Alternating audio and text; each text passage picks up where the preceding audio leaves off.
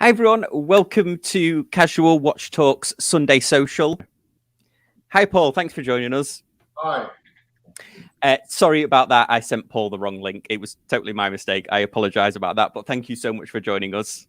No problem. Well, before we get kicked off, should we do a little wristwatch check? Paul, do you want to kick us off? What watch are you wearing? I have recently released Jackson. Ooh, yeah. Which is part of our Chrono Classic that we just released. I've got track of time at the moment. 8 days ago, something like that. Oh, awesome. Steve, do you mind? What are you wearing? Yeah, so just to be on brand, I'm wearing the Farer Aquamatic series. So I got this, I don't know, maybe about 6 months ago, and it's a great watch. I love wearing it. A big fan of Farer as well, so I'm very interested to pick your brain a little bit today, Paul. Okay. And then Nicholas, do you mind letting us know what you're wearing? Certainly. So I'm sorry, Paul, I don't own a Farer, so I'm not wearing one tonight. But I'm not wearing a Fears. I'm wearing my Christopher Ward Bel Canto, which I was picked up about 10 days ago, and I haven't taken it off my wrist since. It's become my new daily wearer for the time being. Yeah, absolutely. And I'm wearing my little mint green date just. Although I have got a big kindly sent a Bel Canto in for review, so there'll be a review coming out for that soon. But yeah, very interesting watch. Well, Paul, before we as we're waiting for questions to come in, for anybody that's not familiar with Farer, do you mind doing a quick little intro, little background on the brand? We started in 2016.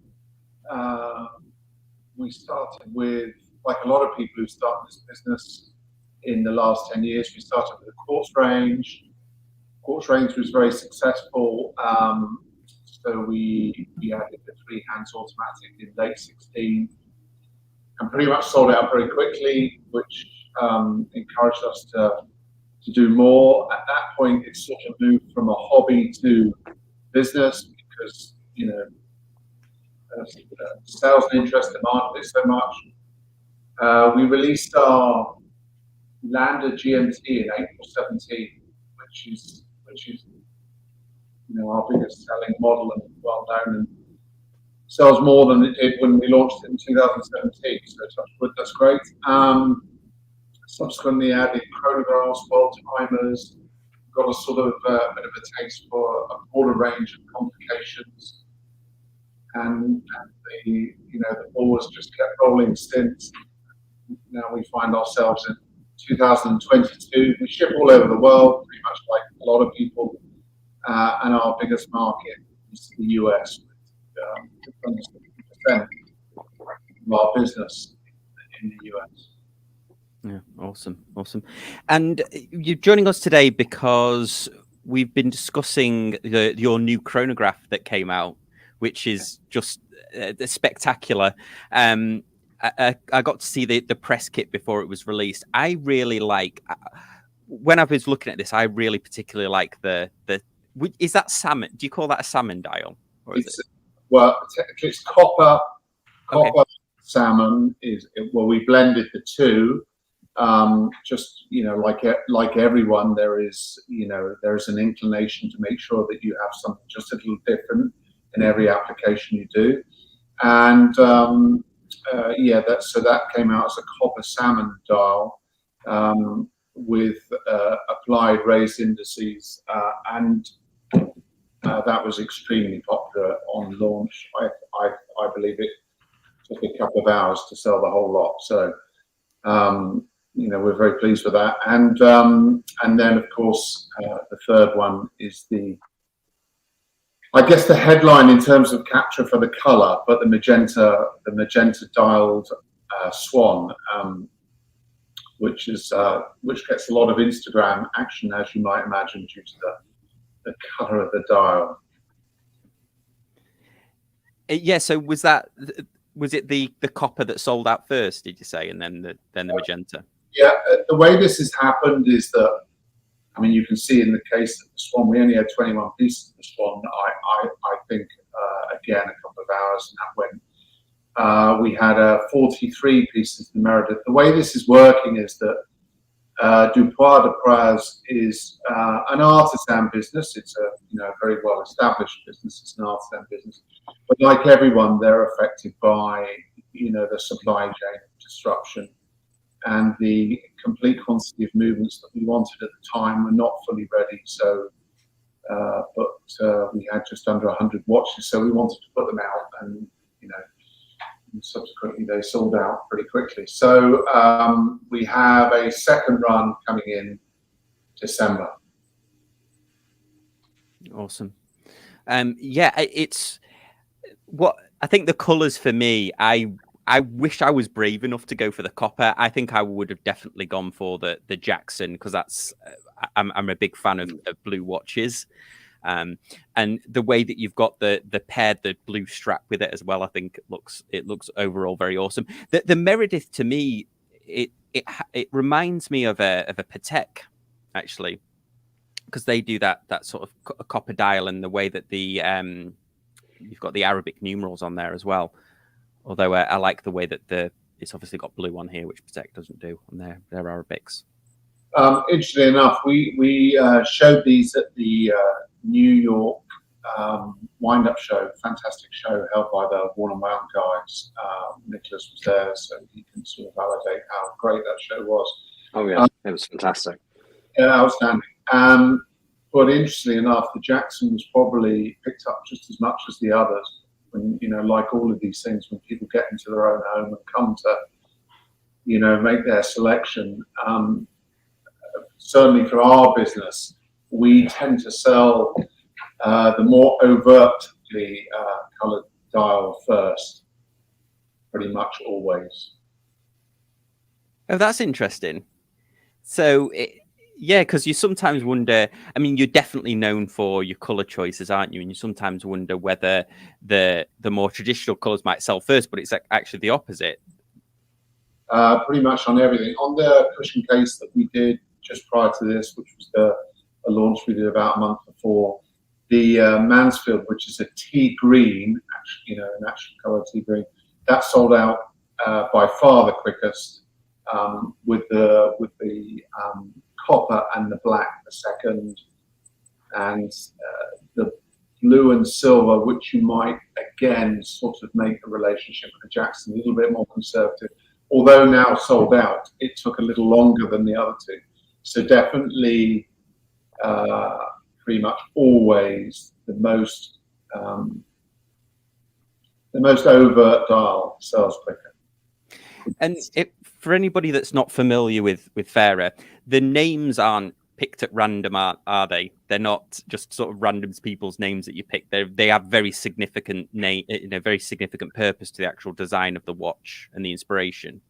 So in all of our pieces, we always use names, which is a sort of old habit that I've had for years and years of historical activity in retailing, where you named every product, and so that sort of habit fell into Farer. And in the case of the last Chrono Classic release, they are all named after medal-winning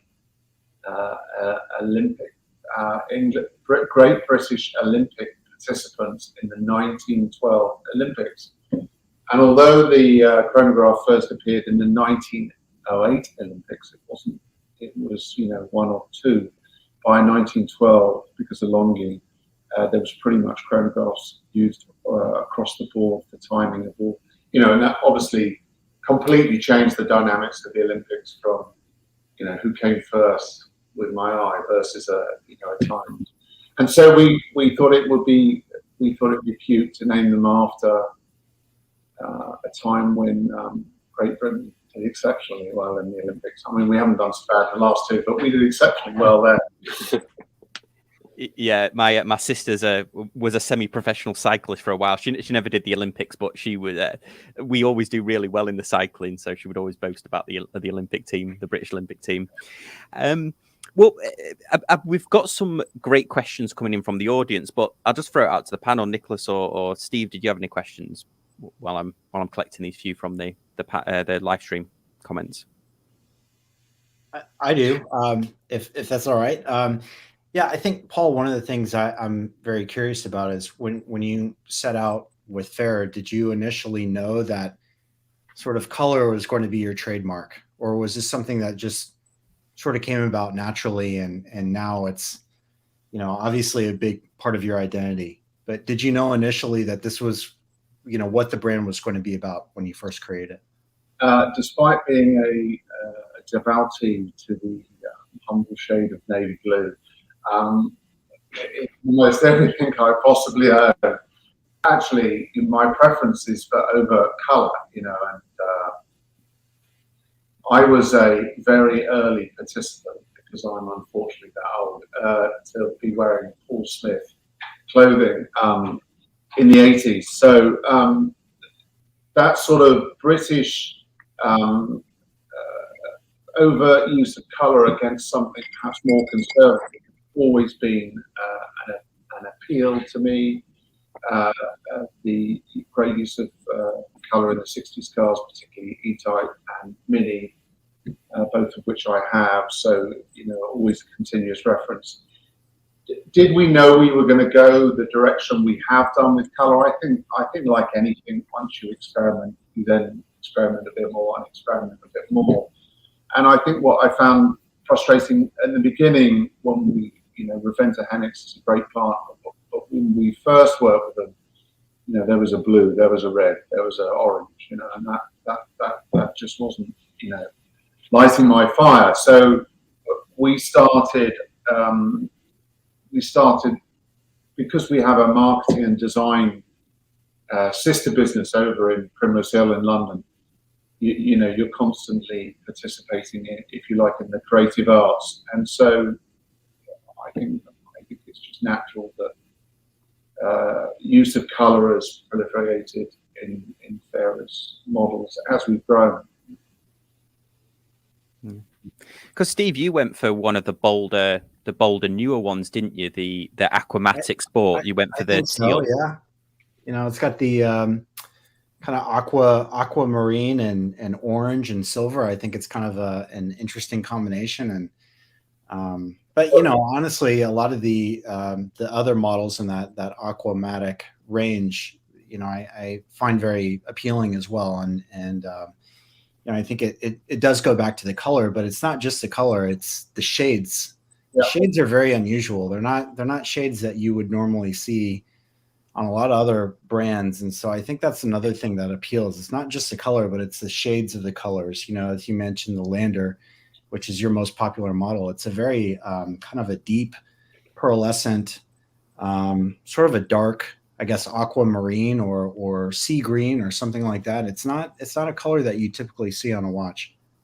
If you're on this stream, you take it down to the top, which I think you'll see the freshwater just above the Thurso. And it's down the bottom.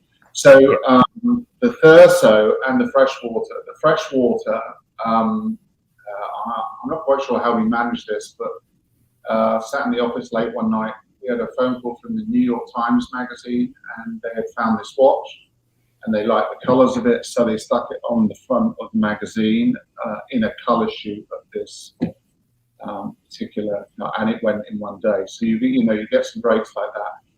But the Thurso was the one that was tested by James at Hodinkee. So also, these folks still are able to accelerate your sales unbelievably. But the two most overt colorways sold again much quicker than the more conservative colorways. Both conservative colorways subsequently sold out, and next year we have even more overt colorways that almost make these look slightly conservative. Well, we've got some. Unless Nicholas, you had anything, I'll just go to. All I was going to say was it obviously shows my sort of design taste, but the Jackson to me, I think, is on the Chrono Classic. It's not only a really beautifully designed watch. I think it's probably one of the best modern bicompacts, chronos I've ever seen. I mean, the balance is superb, but also, and I was saying this to Sam earlier, it's quite brave actually to get the right shade of blue with black, because traditionally, a dark blue and black, can be tricky, but on that, it really works. It really works. And a quick question from me would be, it's not just the watches, they're beautifully designed. I find it really interesting that, as you mentioned, it's powered by a Duprat movement, but like, is that something that you're kind of, is this the start of a new direction, or a new kind of, are we going to see more Farers powered by movements like this, or from other manufacturers? So 3 responses. Obviously, I know Nicholas very well, and I would say immediately, this is great business he runs. That any acknowledgement by Nicholas is well received. So thank you very much.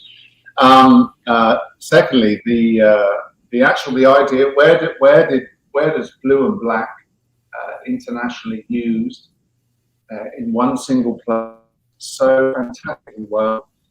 The gendarmerie uniform is where I got it from. So I'm there at Classic Le Mans, and I'm looking at the gendarmerie cyclists, and I go, do you know what? I don't know anyone on the planet carries off black and blue successfully. Yeah. Who you don't see on the train and go, okay, you got first in the dark, you made a mistake. So fantastic. So it's very deliberate. In terms of the movements, yeah, for sure. Do you know what? Salita's fantastic, and we've got some posts out about our movement sort of direction next week. They do some incredible things, without giving too much away. We're sort of, we're working on things like a GMT chronograph monopusher, which is a magnificent movement that Salita manufacture, put in their catalogue, and don't sell it, which is, I think perhaps the marketing person that Salita is working from home a lot. But in terms of adding the price, not an easy thing to do. This it is a lead time of 2 years. Wow. Not every time, but the first time. And I think it's almost like that if you don't have the patience to wait, then you're not going to be working with that business ever, because they don't do a hurry up. And then I can confirm that absolutely. I mean, 2 weeks ago, I was in Lulu, where they're based. I was in their HQ having a meeting, and it seems as though they're sat around the table saying they just want to add a couple more months. Yeah. Every time you pause for breath, they add a couple more months, and then they're just watching to see whether you're like, how shocked you are, and whether you're going to stand up and walk away, or you end the meeting going, "That's fantastic. We'll place our order next week." It's almost like a game. It's quite hilarious if it wasn't for the fact that you're investing a lot of money in doing this, right? Not cheap, but amazing movement, and the performance of it's fantastic. But actually, it led to this Friday just gone. We brought our 3-handers back, but this time we brought them back with the Farer G101 in what is equivalent to the Labore's standard. But actually, what's amazing is every single one of those watches that and it's hundreds and hundreds in this particular instance. Every single one of those watches that went on the testing timegraphers comes off at 0 to 5, which is just an amazing consistent. And some while ago we ran a large quantity of them from 0 to their full reserve. 68 hours is a big jump up from 42, and it gets you into that fantastic position of being able to put it down Friday night, pick it up Monday morning, and we're all rocking and rolling. But we did a survey with all the customers, 2,500 people, 2,000 people, 1,900 voted to to go with the Lejeune movement 100 wanted to stick with Sweetenham. Right. So I think that was, I think that was the right direction. Is it a new direction for us to add different makes movements? Absolutely, for sure. If we can get the broadest availability of different movements to a broad customer base, I don't think they're as generally available as they should be. If we can contribute something to making them more available. Yeah, that's actually. I'll go through some of the comment questions here. That was actually one of the questions that was asked. Was, is there any plans to make an in-house movement in future? No. I think probably Nicholas can speak even better to me than this, but we do not have the resource in this country. I would recommend anyone who asks those questions.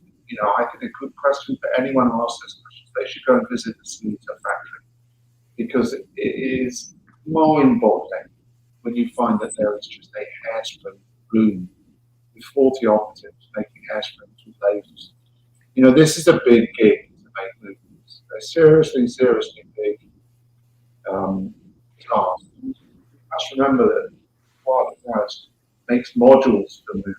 They're not actually a movement maker. So the actual number of movement house makers there are that are not in-house is not a huge. You don't need more than one hand.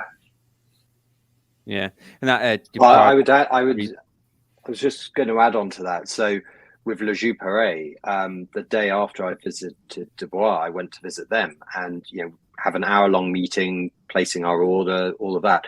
And then they go, "Oh, what time's your train? We can give you a tour." And we're like, "Okay, that'd be wonderful." The tour was an hour and a half of quickly going between 25 different departments. Each department has a minimum of 8 people working there, and they literally showed us from the wooden crates that come in with the sheets of brass through to the finished movements. They showed us the robots that put the rubies in perfectly.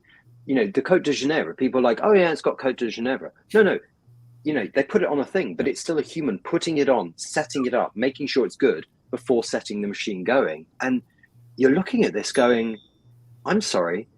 And I mean, my colleagues and I were just saying, we were like, literally every time someone is like, "Oh, why don't you do your own movement?" I'm like, I mean, even if we were to try and create 25 departments and just have one person in each one, that would still be 25 people. I mean, it was mind-blowing when you see the investment of doing it at that level. And you get to the end of it and you're sort of like, yeah, these movements are just incredible. To see it going from metal to finished movement is, you just assume that the metal goes into a big machine, you press go and it comes out. It's just incredible. It really is incredible. Yeah. And Dupois is probably most famous for being in the Speedmaster Reduced, isn't it? For people that perhaps not familiar with the module and how it's used. So, a lot of famous watches that you're never going to hear an acknowledgement from. But it's the truth. Like many Smiths things, right? Secret. Yes. Yeah, I think Mike Francis alluded to a similar thing. Next question we've got here from Brassic Time is, would be interested to know how popular the cushion case designs are, like the Mansfield have been. They seem to have sold out very quickly. So I'll just show an image of that so people know. So the interesting thing about adding new models is obviously expanding your range. That's great. But what is super interesting is when the sales come in, because what we're interested in is putting the customers into 2 groups, absolutely equal, but nevertheless 2 groups.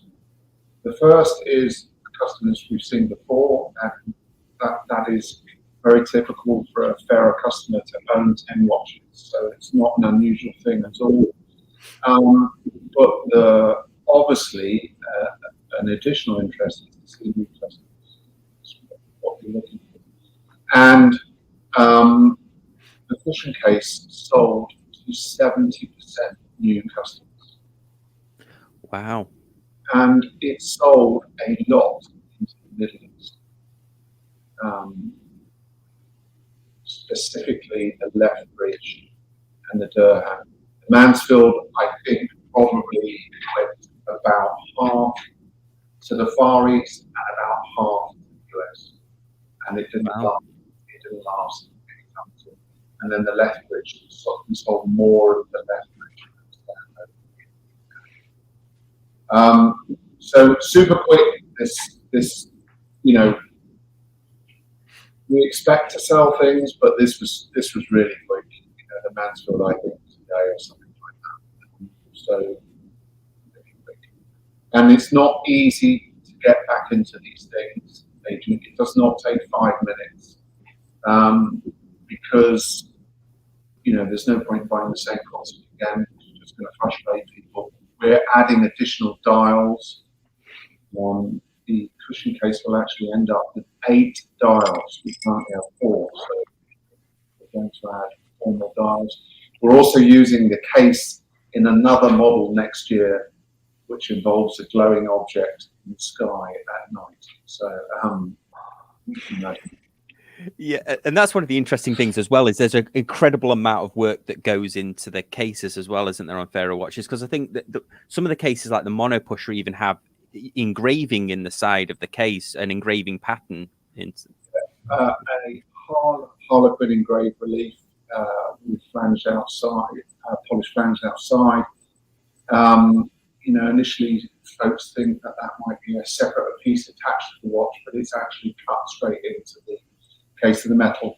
We're doing that several times. Next year, I bought 2 or 3 old 19, 20, 25 Dunhill lighters for the finish. Because actually, what you want is obviously a 1925 Dunhill lighter is going to be well worn in the hand, but that's actually the finish you want. You don't want the new Dunhill lighter, which is sort of, you know, almost a little bit coarse. So we've done it so that you can run your finger over the same effect. And that will feature on a number of things that are in spring next year. Yeah, that's amazing. As someone who uses a 1972 roller gas, yeah, I appreciate that. It's something, you know, I went in Selfridges the other day to look at the latest roller gas, and it's not as nice. Like you need that like decades of wear, but also it was, yeah, they were machined in a different way. Yeah, I know exactly what you mean. Yeah, absolutely. Next, sorry, go on, Steve. Yep.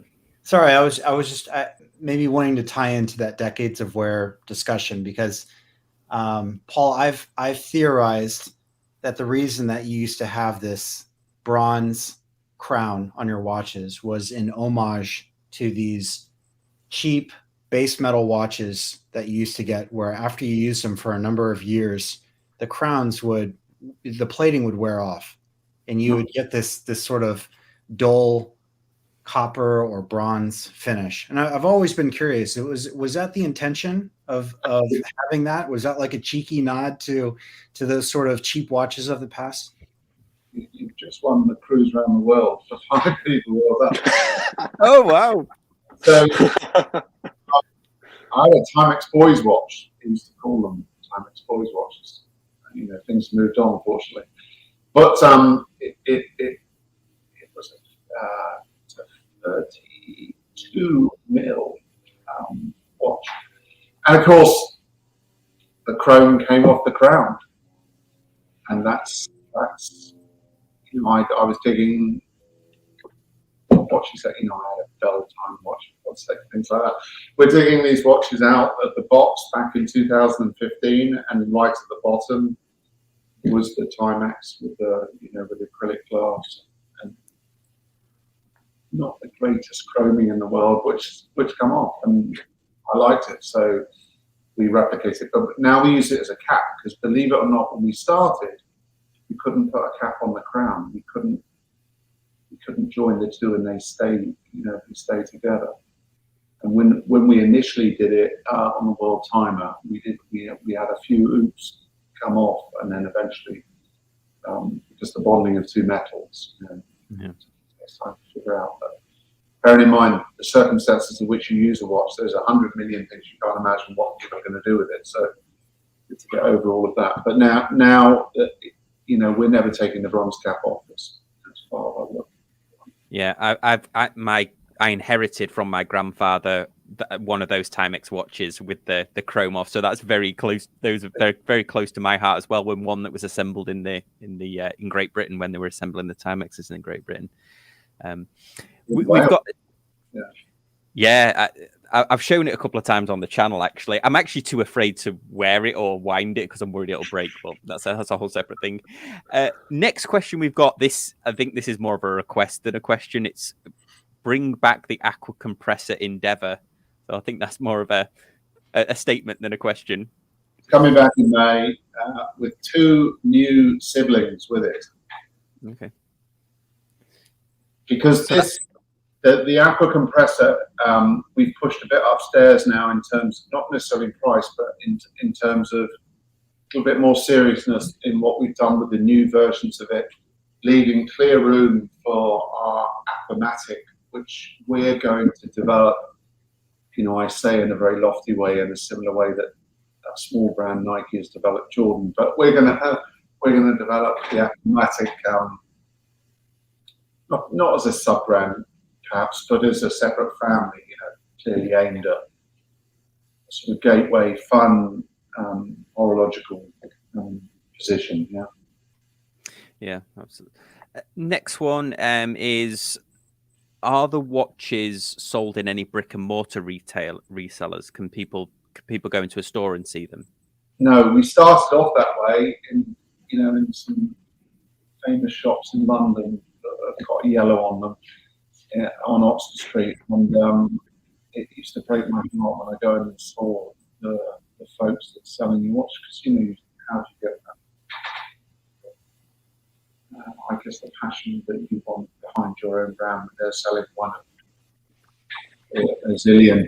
So we didn't particularly enjoy the experience, and in reality, to be candid about it, we don't have any surplus to be able to sell to anyone. So it's not a practical opportunity for us. Then the shows came up, the Worn and Wound shows came up in 2016.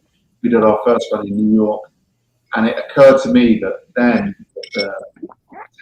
potentially the right model was a blend of obviously direct to consumer, nothing new there, but appearing at physically as many of these shows as can. When you have a touch point, and George can tell Bob, and Bob can tell, I've handled one of those Farer watches, and they're great. That builds up. We intend to do we do them all anyway, but we're hoping that there, similar opportunities are going to develop. There's certainly one developing in Australia at the moment, with the Time and Tide guys. So we hope that there is perhaps an opportunity in the Far East, and most importantly Europe, where we just, and unfortunately in London, we just don't have yet. There's some good stuff going on, but not quite yet the same as the wind-up show dynamics yet. Can I just add into that, Paul? A week ago today, I was having lunch in Selfridges, and I arrived a few minutes early for my dinner guest. And so I went down to the Wonder Room, which is just, if you're in London, it's a great experience. Go into the Wonder Room, lots of watches, beautiful displays. But I was looking at the Vacheron counter, and they've had this very grand display with just one watch proudly in the center. And it was one of their perpetual calendars in rose gold. Very nice piece. I think it retails for about £83,000. And it was on its cushion, upside down. And you just go, that kind of sums up luxury watch retail in central London. And I was kind of looking around because I thought, you know what? I wasn't wanting to, be facetious, but I was like, I'm going to point this out to someone so that they can correct it, right? This isn't how it should be displayed. And I'm looking around, and there's one salesperson talking to someone at the counter next to me, telling them that the watch they were holding, they should absolutely buy it because it's a great investment because of how much it's going to go up in value. And I just thought, you know what? Yeah. I'm going to go to lunch early and just have a martini. That's a better use of my time. It's absolutely ridiculous. Yeah, totally agree. Next question we've got from Eric is: the new chronographs are bittersweet because they seem to have taken place of the mono pusher in Farer's product line. No, they haven't. So we are constructing our chronograph business into separate families, and Chrono Classic is one, Chrono Sport is another, Chrono Mono Pusher is a third, and then there is a fourth one that I can't say at the moment, but there's another family chronograph. I'm a bit of a sucker for chronograph. You know, these are the sports car of the watch range. You know, and that most people don't particularly need a chronograph, but they're fantastic to have. We love mono pusher, and it would be back already if my head wasn't turned in the Salita factory to a development of this particular movement that is, you know, unbelievable. So they are coming back, and we are using the same color palette for the Seagrave and the Cobb from the mono pushers. They are mono pushers, but they're mono pushers plus. Yes. Yeah, this watch to me, I remember when it came out, and it seemed to kind of set the watch press alight because it just looks so perfectly designed. It looks like if Hoya maybe were still around as their own brand, they might produce something like this. But it just the overall pleasingness of the design, I think, is absolutely awesome. Yeah, I always keep checking back to see whether they're back in stock. So next question we've got is: have any other watch brands influenced you, and you've done so? So basically, have any other brands influenced you, and which ones? I know you've mentioned Breitling in the past, or certainly respect for Breitling's kind of design choices. But is there any other brands that have influenced you? Yeah, I think that was a conversation, Sam, about today's business. Breitling, I think they've done a stand-up job, but not in an influencing range for us. There's 2.5 references really. One, Universal Geneve, which is absolutely for me goes, bar none. I can't tackle Jack Forsay on his horological knowledge, but nevertheless, you know, if you put me in a room with anyone, I would gainfully promote Universal Geneve till I hit the canvas. They just had the wrong bank balance at the time when the digital world came along. I think it's a struggle to find a bad Universal Geneve watch, frankly. You know, I have never seen one, and I've seen not every single thing they produced, but pretty much most of it. We have a Rint in our private collection, and you know, I think it's an incredible business. Very sadly, not doing anything at the moment. I think. Lit Montre in the early 70s, and then Gallet in 55 to 65. Sam, I was just going to say, this is one of the questions that interested me the most. I'm primarily a vintage watch collector, and I'm always interested seeing the brands that are coming out now, what they're taking inspiration from. A lot of them, they're homages from historic models, but I really struggle with Farer to find the exact reference sometimes. There's only one that I think maybe you might have taken some direct inspiration from. That's a very obscure Wittenauer model called the Protograph for the Maze 2. That's the only model I can really see, though, that you've really maybe taken some sort of influence with. A lot of them, they look familiar, but I can't really find any sort of direct historical reference that it's touching upon. So I guess you're doing a good job of that. We completed a watch range that's coming out in March next year, and we took our influences from a CD nightclub in Paris, a road sign, and some ornate pottery from Staffordshire. So we sort of left the horological world on their way in that, and I think that it is the issue. I think that You don't have to. You don't have to start with a horological reference. In fact, often it's not a great start. It's a restricting thing. It's better to, if you see a fantastic color. We were in the process. We were in the process of completing. This is part of the design process. You don't clearly make everything you design. You project quite a lot. That's how it works. And I just happened to see, a Lancia with pale blue seats, a green door card, and beige door handles. Now, everyone's going green dial, and we have a few green dials. But for me, what came out of that was a baby blue dial with with raised numbers in enamel beige with green inserts. So it's where your reference is from, and can you make a connection between whatever you're hoping to be inspired from and a physical thing at the end. If you can't, then that journey never completes. Yeah. So maybe a Clarice Cliff watch will be named for the Staffordshire Pottery one. That'd be cool, like an Art Deco style. More Eric Rablius, but yeah. Next question is: do you keep one of every watch? If not, are there any that you regret not keeping? Yeah, we don't just keep one. We keep I don't know how many. We keep two probably. We keep two, and then our partners, Preventer Hennigs, keep enough spare parts to make a further two, because we actually had one of the original Lander chronographs, which you can't get hold of, that we made in 2019. Some an American businessman was riding his Harley Davidson. It came off his wrist and smashed to pieces all over the highway, and he collected the bits and sent it in a bag back to us, and we had to rebuild it, our spare parts.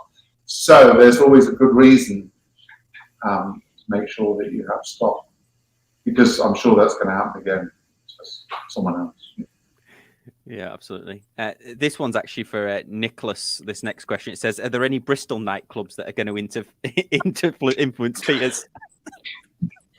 I couldn't possibly say in case my husband rewatches this. Let's have a look. So Chris was asking another question. Says, can we see more unique dials that appear to enthusiasts? Yes. Yeah. I mean, for sure. I mean, it's like we're not going to sort of go off the reservation and go completely mad, but at the same time, I think that the choice in dials in the period of 68 to 73, I still don't think today, with all the choice out there, we are as well served as they were then.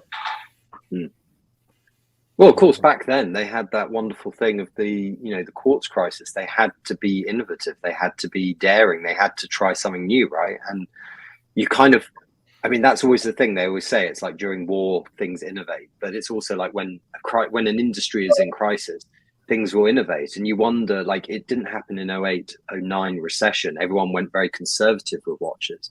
But you wonder if there is a global turn down next year, whether people will go conservative or whether it could be something to push people the other way and go, actually, everyone's got to be more distinctive, more individual, and less sort of, because what we've seen in the booming years recently, I think, and I'd be interested to know if you agree, Paul, but I feel as though so many watches now, and especially from new brands, have become very derivative of each other. Like everything feels very, very much the same. And yeah, I just want to see more individuality, really. I not that I'm necessarily the Dion of all of these things, but as a general commercial sort of statement, you would say that in very buoyant times, the safest product sells very well, because ultimately, a lot of people like to have things the same as their neighbours, and I think it's true of quite a famous watch brand that you may have heard of. My take on this is I think that if it does continue to become more difficult, then I think that people are only going to relieve themselves of their money if they can have a genuine reason to purchase it. And if it is meaning that it's going to get something that's very similar to what they've already got, I think those folks are likely to lose out more. Personally, I agree with what Nicholas said as well. There's some fantastic watch companies that came out of the period 2016 to 2020, and I'm sure there'll still be great ones. But there's no doubt that we had a purple patch in those 5 years, I think, as well. Yeah. Next question we've got from the audience is: will the LJP G100 movement find its way into other watch models? The 68 power reserve is a winner. We're actually working on a model with an Juprane movement, which is only 2.9 mil thick and has a 90 hour power reserve. So those guys have, I'm not saying that they are, they've suddenly become power reserve kings, because as you might imagine, are working on this power reserve with everything they've got. But I think power reserve is going to be the new Lumi. We've all preoccupied ourselves with Lumi to an incessant degree. Even though you can only look at Lumi on your watch for 2 minutes at night, you really don't stare at it all night. You look at mainly in the day. Nevertheless, that has been, a massive focus for everyone. And I think power reserve is going to be the new Lumi, personally. Yeah, I think I noticed this, that you definitely, certainly when you're releasing a new watch, that is a focus of you, isn't it? The loom part of it, and actually the way that the colours of the loom play with the colours of the dial. So, was that something that you set out to do, or was it just sort of? Yeah, I mean, Lumi now comes in a lot of colours. It was probably better when it came in one or two. You're in a dark room, like in a Christmas, panto or something like that, depending on the Lumi. That's why I have to be entirely honest and say that the cushion case was a great relief, because there's no Lumi at all.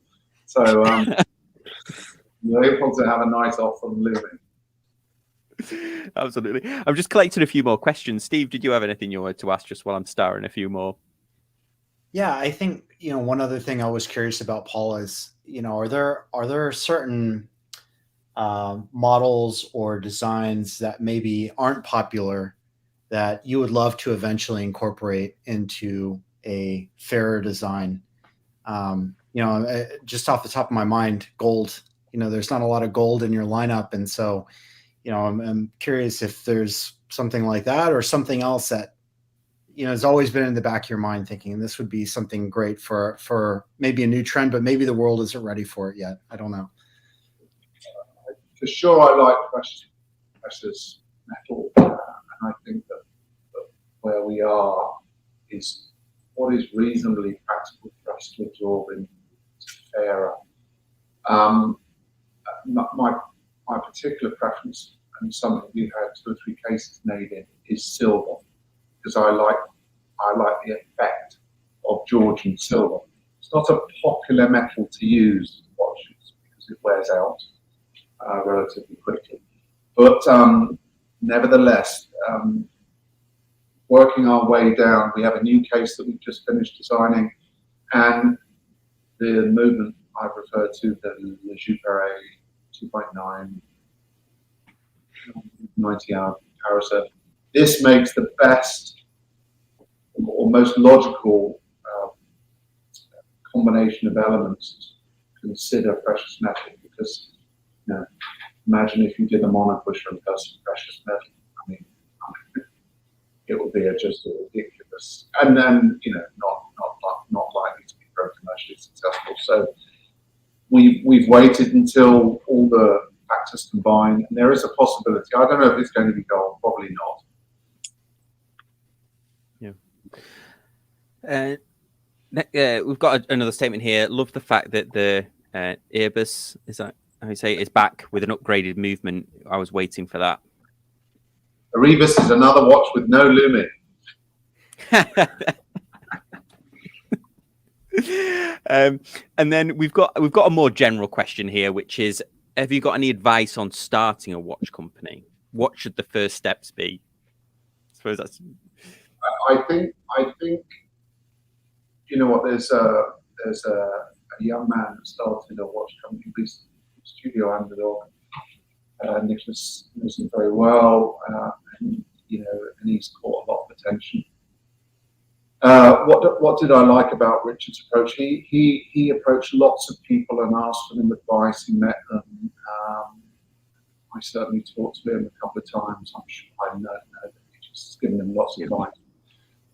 He was a proper product designer. All of these good things. But you know what? He had the perfect combination of things. He had the humility to listen, which I think is fantastic, and he had an original thought. And you can't start a great watch company with just humility. And if you don't have humility, but you have a great thought, then you will trip a few people up on the way, or so you need to be able to blend those things together. I'm not saying that we are the most original company in the world, or indeed any particular watch companies, but you must try to occupy a piece of land that is not crowded, or is no one else on it at all. I don't think there's any room for just watches, personally. Yeah. No, okay. And we've talked a lot about the chronographs in the collection as well, but you also lean very heavily into GMT watches as well, which I find interesting. I think you probably have more GMTs lines in your collection than most other watch companies. So that's obviously quite an important. Where did the idea to move towards GMT watches or focus on those as a collection come from? It's the most useful function you could possibly have on a watch. Yeah, I agree. And this is popular, for a lot of reasons. It's popular because of the fjord green that started off to get to that dial. It's popular because it's 39 mil, but it's also popular because it has no bezel. People tend to over-associate GMTs with bezels, and they start out that way. That's a particular trend where some folks want to put a bezel on everything. Yeah. Steve, did you own the quartz version of this? Did you? I think I remember we talked about once. No, I actually did own a lander many years ago. Awesome. Yeah, I think it's fascinating. Let's see if we've got any other questions. Well, I don't know if we can answer this one. It's like, what is the most significant development in micro brands nowadays? I don't know. I think one of the significant developments is a lot of brands that are called micro brands are not. I would say that they're not independent watch companies in the traditional sense that they're artisan in Switzerland making a movement on a bench, but they're independent because of the way they go about things. And I can, a few roll off the top of my head, Unimatic, Baltic,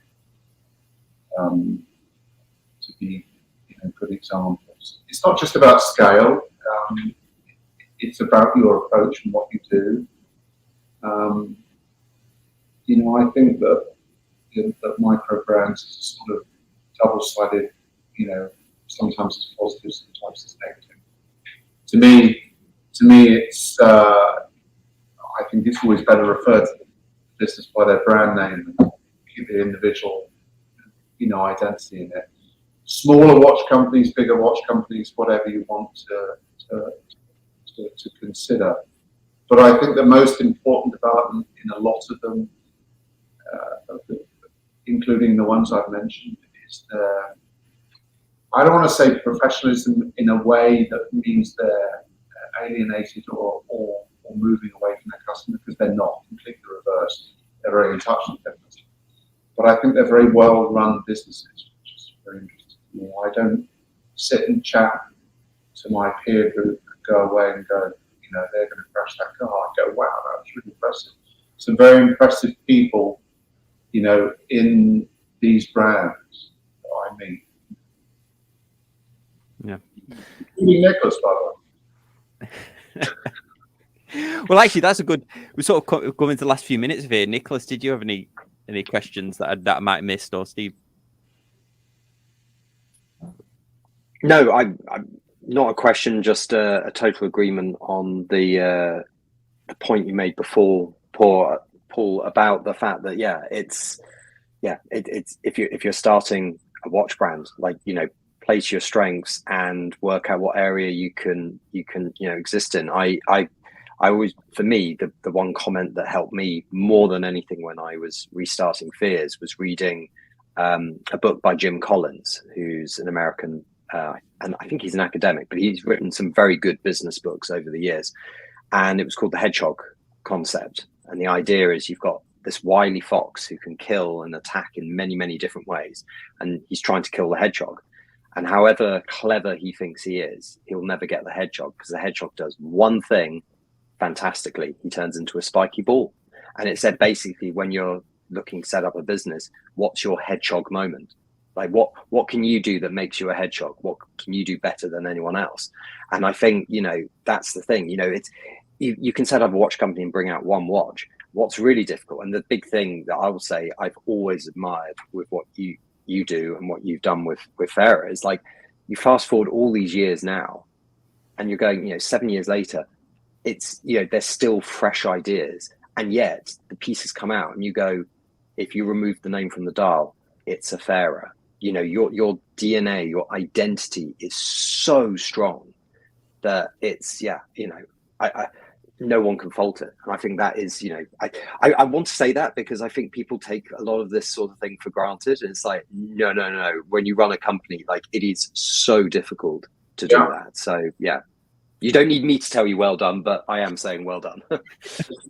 I appreciate it. And I think you made a great point, a difficult second album, third album, fourth album, fifth album, sixth album. You've got to keep the hits coming, because the real thing that makes news in the watch world today is new. That's what makes the news. It really do. If we were back, it would only be 10 years ago. If we were back 10 years ago, what did they fill? They would never have been able to fill the content today that is out there in the watch horizon with the amount of releases that came out at that period of time. 70% of the watch media would be empty and blank. That is a really good point. That's a really great point. We've got one question coming in from the audience on the wire, but Steve, did you have any last questions, or I'll share this one? I'll let you go for the question. I do have one if there's any time left, but you go ahead. Yeah, no, we'll do this question and then we'll end on your one. So Eric is asking, do you have any other complications in the works for a future? I can only imagine what a Farer what a Farer moon phase would be like. Well, when we started, the reference to that complication that Eric has just mentioned, we started off with 17th century Japanese watercolor pictures. Wow. So that's where the color palette came from. Wow. Which is on the flea market in Paris. Oh wow, awesome. Go on, Steve. I'll let you bring this home. What's your final question? Well, this is a little bit out there, but as someone who works so heavily in color, of course, I have to ask your thoughts on the Omega MoonSwatch. Did you own one? God, what are my thoughts, man? I think it's pretty. When I first ever started in the watch world in the early 80s, it coincided with the launch of Swatch and the Tag Heuer Formula One. Yeah. And therefore, this feels a little bit to me like a remake of Miami Vice, and I've already watched the original series. Doesn't make it any less than what it is, and I think driving the Fiats around wherever they're driving, you have to chase them to go and get one. Yeah, that's as novel as you're going to find. Of I have nothing negative to say about it. But honestly, I'd rather have a genuine CMOS. Well, I'm fortunate enough to have one. It's out on loan to my father, but and I love the colour, so I particularly like the baby blue and the red and white. I think they're great colours. Yeah, absolutely. Actually, and the pink, I really like that as well. Yeah, absolutely. Well, I just thank everyone who's been so active in the comments. Definitely check out Farer.com to look at all the watches that we've shown. I'll leave the link in the description. Big Paul, thank you so much for joining us.